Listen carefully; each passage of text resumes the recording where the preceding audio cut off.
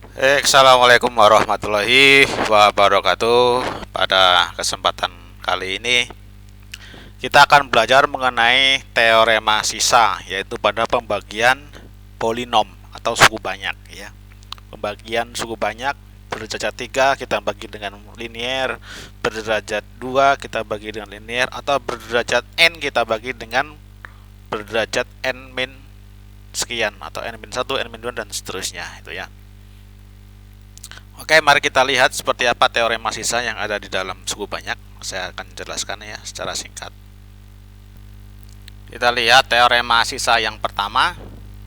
Jika suku banyak fx dibagi dengan x min k, maka sisa pembagiannya adalah fk. Ya, fk. Di sini ada x min k, berarti pembaginya adalah linear. Maka sisa pembagiannya adalah fk langsung ya. Jadi maksudnya gimana? Jadi misalkan fx-nya ya.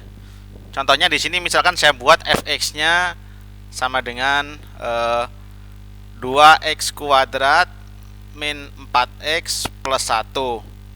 Kita dibagi oleh misalkan x min 1. Maka sisa pembagiannya adalah fk, berarti f1. Maka sisa sama dengan f. Di sini k ya kan? K, maka sini k. Maka k-nya adalah 1, di sini adalah 1, gitu kan? Hanya sama dengan 1. Kalau di sini plus 1 berarti negatif 1.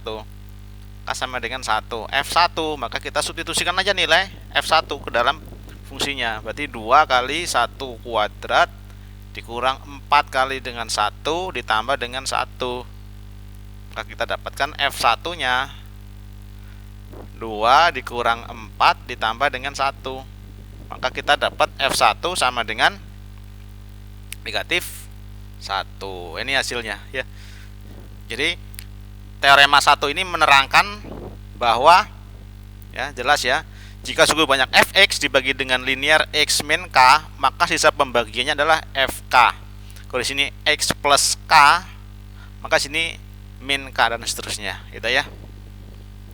Oke, semoga bisa dipahami ya. Saya lanjutkan untuk teorema sisa yang selanjutnya.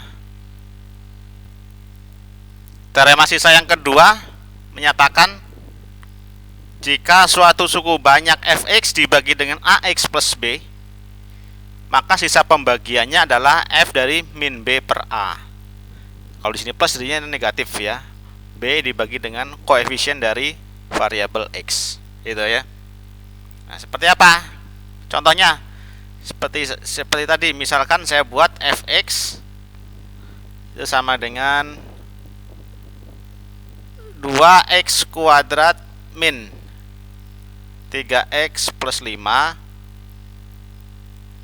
dibagi oleh misalkan ini adalah 2x plus 1.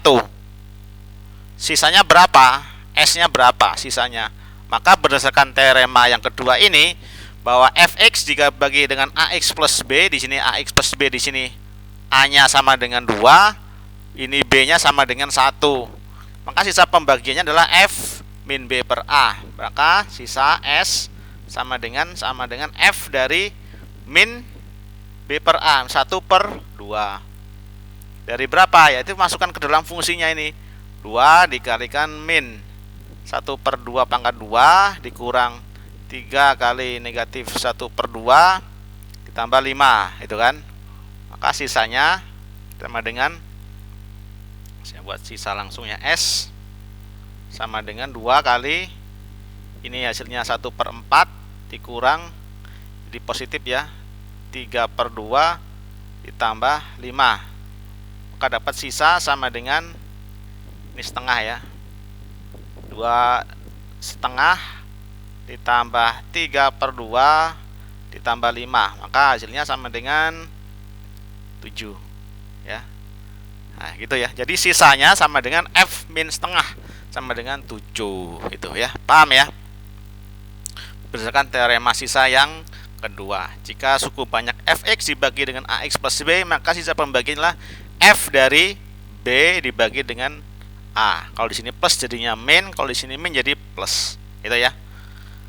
Oke ya, semoga bisa dipahami. Ya, saya lanjutkan untuk teorema sisa yang terakhir, yaitu teorema sisa yang ketiga ya.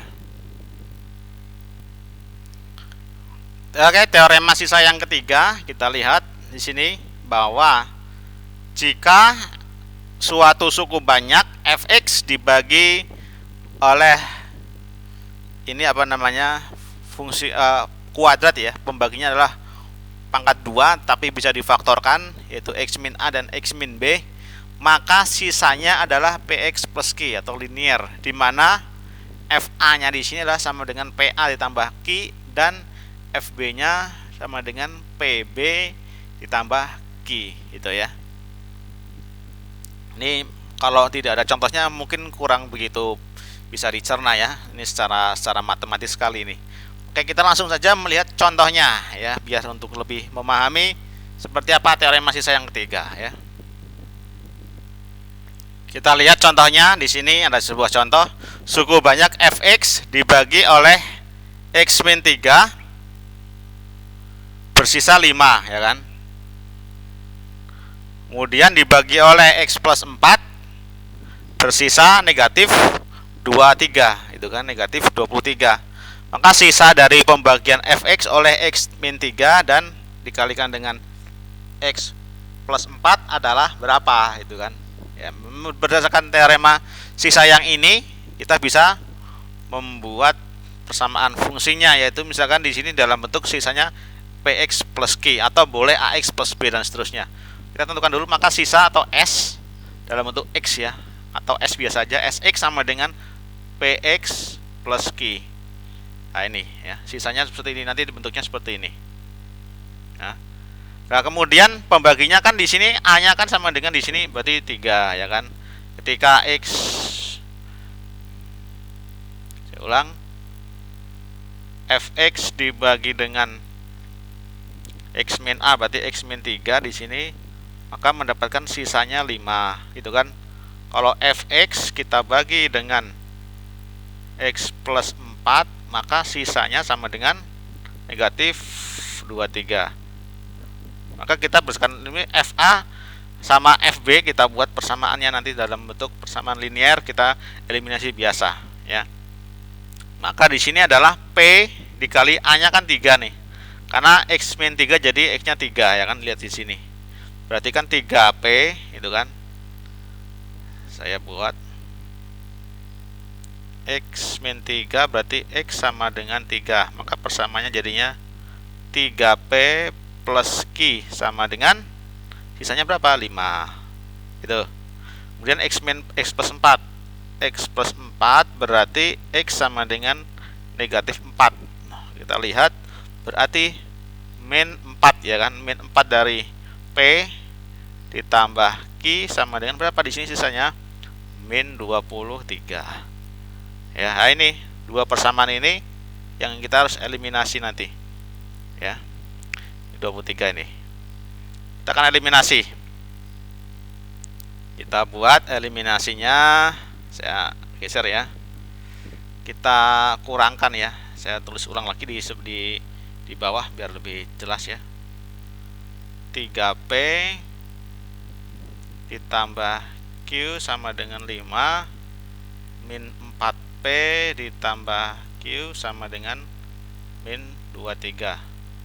Kita eliminasi, kurangkan, jadinya tinggal 7p sama dengan ini hilang ya, q-nya sama dengan 23 tambah 5 sama dengan 28. Berarti p-nya sama dengan 28 bagi 7, 4. Kita dapat nilai p-nya 4. Berarti q-nya kita buat salah satu persamaan aja, kita pilih 3p plus q sama dengan 5. 3 kali 4 ditambah q sama dengan 5. Berarti Q sama dengan 5 dikurang 12. Berarti Q sama dengan negatif 7. Itu ya. Q-nya negatif 7. Maka sisa S dalam bentuk X yang tadi ini yang saya bilang, SX PX plus Q. P-nya 4 berarti 4X plus Q. Q-nya min 7. Jadi langsung 4X min 7. Nah ini ya.